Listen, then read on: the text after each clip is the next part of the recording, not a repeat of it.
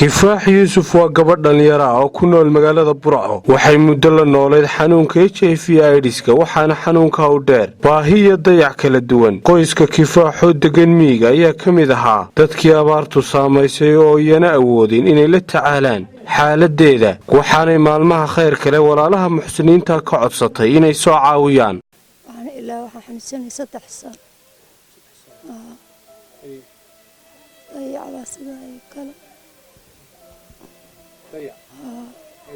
gurigan kalena waa layga saaraa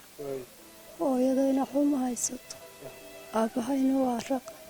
marka dayacdan bartaa la fadhiya markaan guri yar lay kireeya ama bas yar ana farcasho ku jira layga saara walaalahayga muslimka inay soo caawiyaan oo meelaan ku nasto dawada ku qaato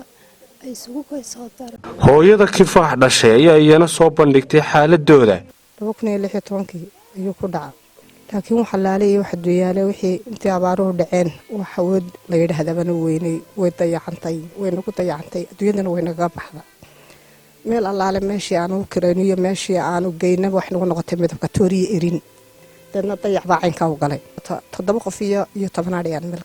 meel tuura ah miyiga baan weelka tuuladiina haddana meel yar meel ku dhow baan naalaayo maxay sabtaan nahay 10 ka nafaysa sida daraadeeda wadiye talba waa weyn waa taayidin muuqata halka taal wallahi waxaan dayac aadi bada wacyiga yaa wadayadu oo dayacan hay'adina ugu daaqad weyn midabka toor meel allaale meesha noogu timaado markii noogu timaado halkana waa lagu midabka toora waa lagu yeeriya magaalada markay tahayna waa lagu midabka toora halkii muslimiinku markuu u kaco sandaqada laga bixiyo waa laga eriyaa oo wax midabka toor baa ku dhaca dadna sidaa darada hawa laga saaraa dadna sidaa daraadeed iyo dhibaatadaas inta leeg aan u qabnaa reer baa yaala guriga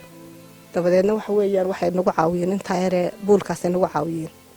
oo yiraahdeen ku haya wixii hanti ee loogu hayn lahaana lama bahayo waana reer gurigi waxa laaliyo waxa duyaalo wax hantiya iyo waxooya midna uma hayno iyo mid kale oo maxay haytay wax kale oo in wax loogu qabto toonna hooyo xaawo oo dhashay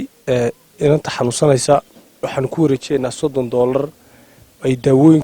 ay siistaan aynan dibadda ku nool igu tiri qof baahan $30 waxaan aanu duceynaynaa inanta lacagta soo dirtay ilaahay inuu barakeeyo maqalkii ka soo baxday in ilaahay uu barakeeyo iyadana ilaahay nabadgelyo xaafida siiyo آخرنا في الجنة إلى هاي السيان ولا هاي وبرينا. مهد علي قودر مقالة برعو.